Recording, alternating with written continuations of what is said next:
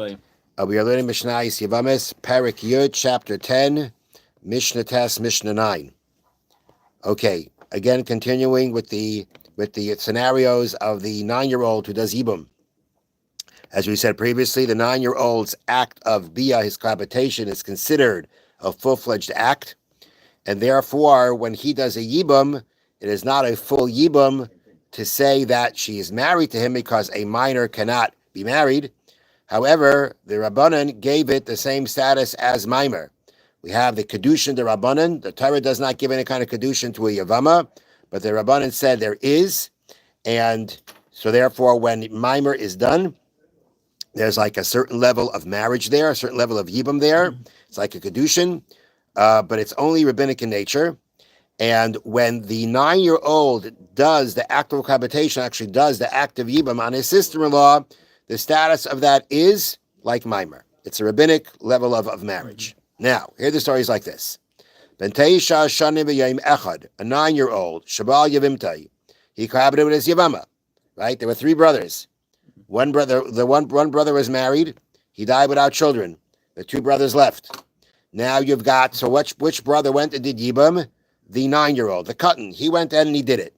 Now by doing so, it was as if he did Maimer. It's the same status as Maimer, which now does not allow the 3rd brother to go ahead and do anything anymore. But that was it.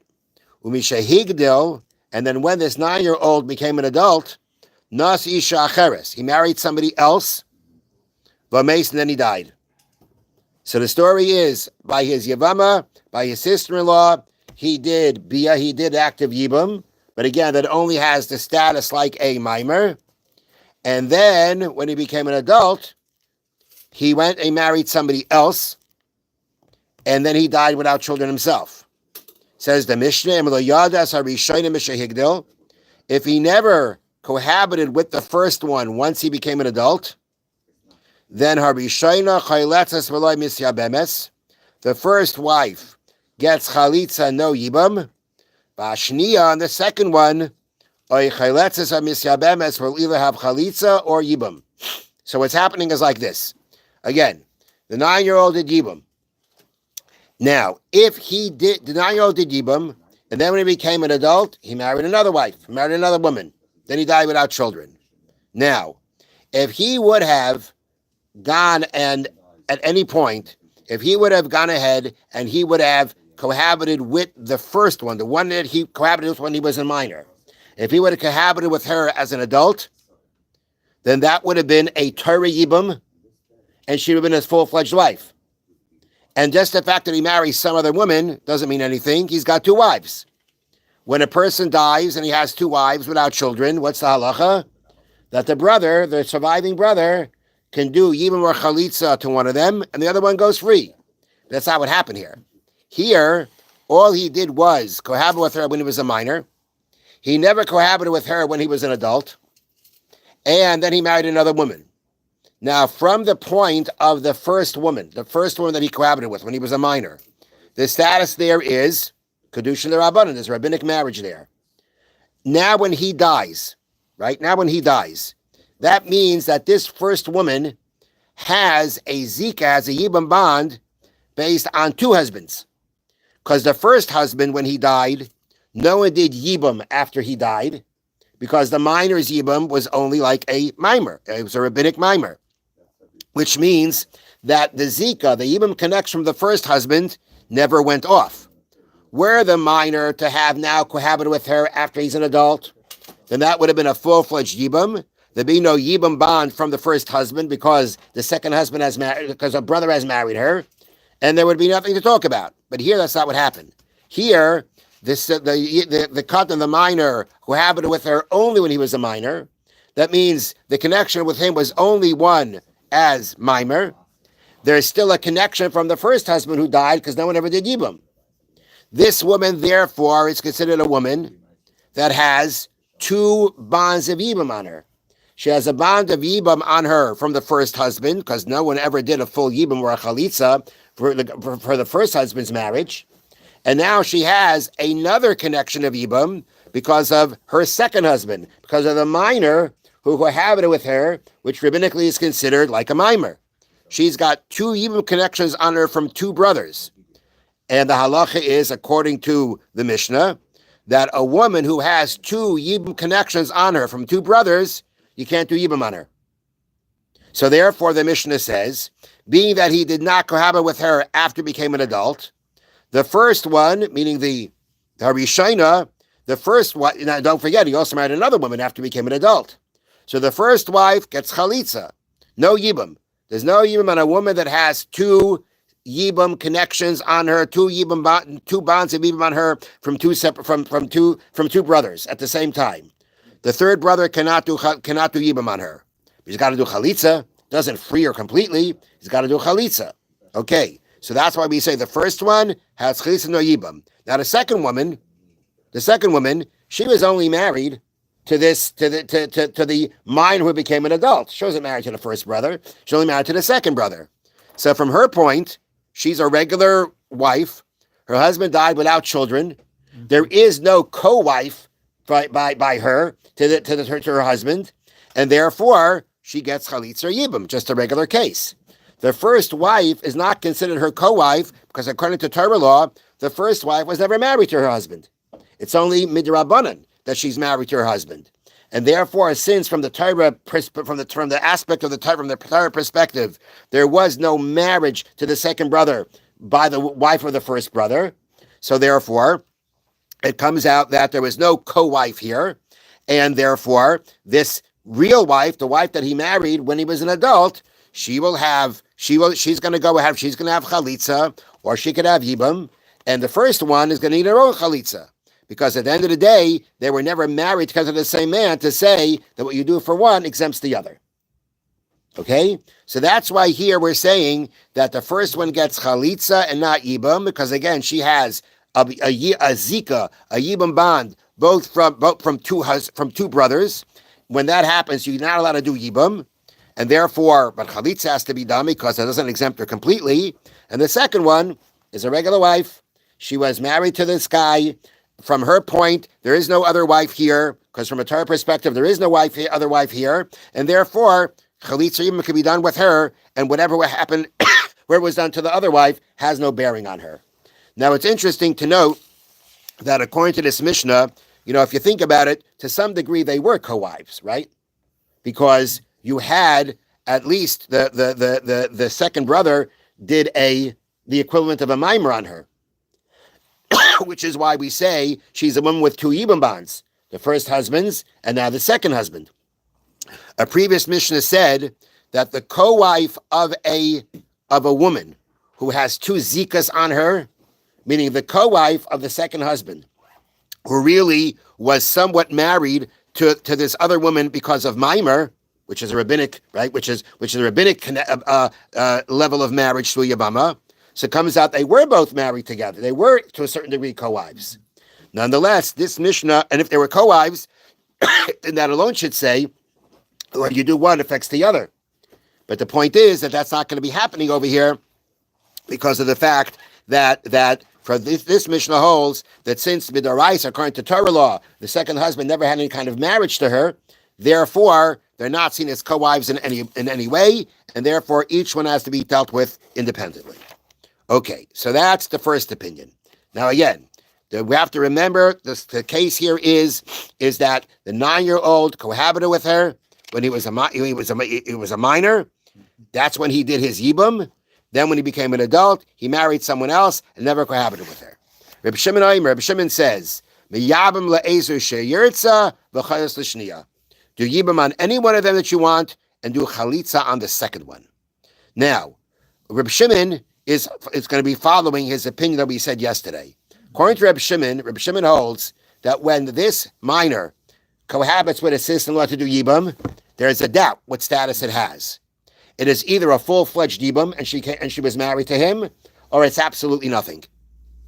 So therefore, Reb Shimon says like this: this minor went ahead and he did yibum he did yibum on his sister-in-law. Then he went ahead and he married another woman when he was an adult, which was just a full-fledged separate marriage. Are these women co-wives? So it's a question. Think about it. If we say that the cohabitation of the minor is a full-fledged yibum, then that means the minor did Yibam on his sister-in-law. He then married another woman, and he had two wives. When you have two wives, the halacha is you do whatever you do to one, it's going to exempt the other. Okay, but if let's say we say that again, Reb Shimon doesn't know this for sure. He says we have a doubt. That means on the side that we say that this minor's act was absolutely nothing whatsoever. Then it comes out that that means that there was never a marriage to the first wife, right? There was never a yibam done on his sister-in-law, which means that she still has a yibam bond to the third brother from the first brother. That's what it means. It means she still has a yibam bond from the first brother. Now, the second wife, the one that he married when he became an adult, that's his full-fledged wife, and that's his only wife. Because what he did before to his sister-in-law was nothing. So if you look at it from that point, this second wife has no co-wife to her, and the sister-in-law still has a yibam bond from the first brother. And that's it. That's all there is. So therefore, Rabbi Shimon says like this, do yibam to whichever one you want. Because why not? You can do yibam to the second one. You can do yibam to the second one. That was a full-fledged wife because she was married to him. Or you could do yibam on the first wife because perhaps he was actually. He was full-fledged married to her because his act is considered a full-fledged yibam. Okay. But once you do yibam on one, you got to do chalitza on the other. You can't just go, you have to do chalitza on the other. You're not going to be able to do yibam on both, because being that at least there is a rabbinic level of marriage here to the first woman, so already that makes them look like co-wives. And by co-wives, you can only do yibam on one, not on the other. But nothing's stopping you from doing yibam in either one. On either one you want to do a yibam, go ahead. There's nothing stopping you. They're completely separate. One is the wife of your first brother. The other one is the wife of the second brother. There's no reason that you can't go ahead and do yibam on whatever one that you want. The thing is, though, that once you do yibam on one, right, you can't automatically say, well, the other one goes free. Because the other one, perhaps, is the only wife. Because if we say that the cohabitation of the minor is nothing, there's a doubt by Shimon. Shimon says we don't know exactly the status of it. But if the status of it is nothing, then it comes out that the second wife was the only wife, and she can just walk off. She's the only wife. Nothing is exempting her. So therefore, you'll have to give a chalitza to the other. So being that we have this doubt, according to Shimon, it could be, basically, at the end of the day, it could be that both of them were absolutely married to him. And maybe they weren't married, to him. So therefore, you can't just go, you can do yibam to each anyone that you want, but once you give them to one, you got to do a chalitza on the other, because you can't just let the other one. You can't just let the other one walk, because you can't just let the other one go. All right. Now, Mishnah concludes, whether we're talking about a minor, he's 9 years old in a day, the echad shu ben esrim shana, or whether he is 20 years old, shaloi hevi shtei cyrus, that has not brought forth. That has not grown 2 pubic hairs. To become a gadol, you have to be for a man to become a gadol. He has to be 13, and he has to have what's called shtei cyrus. He has to have 2 pubic hairs. Both. Yes, both. Now, if it comes out that he's 13 and he doesn't have the pubic hairs, so then there's a whole. So then the process goes like this. Let me read it to you. A boy becomes an adult only when he reaches the age of 13 and grows 2 pubic hairs. Even a 20-year-old who has not grown them is not considered an adult. All the rulings that our Mishnah states regarding a 9-year-old Yevim applies to the 20-year-old as well, doesn't have the pubic hairs. Now, once he reaches the age of 20, though, it depends. If he has physical signs of being a saris, remember we spoke about a saris, a man incapable of having children, he's considered an adult. If he does not, he becomes an adult at age 35. So here's the point. The point is 13 and 2 pubic hairs is an adult. 20 without pubic hairs with a sign of being a sris, he has physical traits, I'm sure we went through it previously, but there are physical traits that the Gemara mentions to say that we know this person is incapable of having children. That's the way he was born.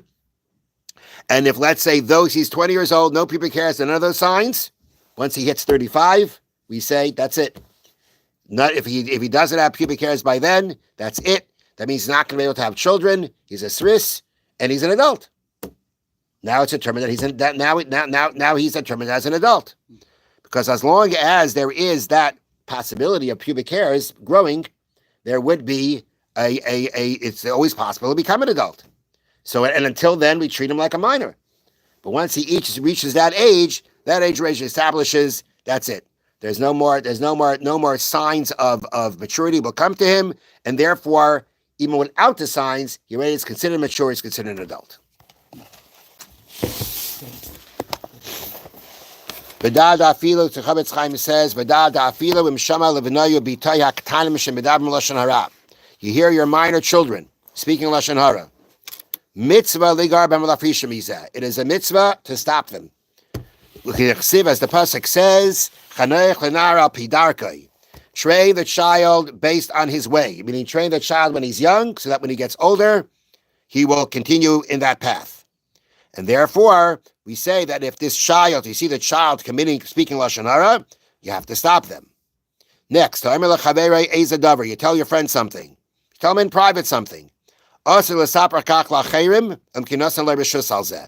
You may not reveal it to others unless he gives you permission. Somebody shares some personal information with you. You have no right to assume that you can tell it to other people unless the person gives you permission. And of course, only if what he is relating to you doesn't constitute lashon hara regarding somebody else. If it does, and even if he gives you permission, you wouldn't be able to say it over. Have a wonderful day. Thank you, Rabbi.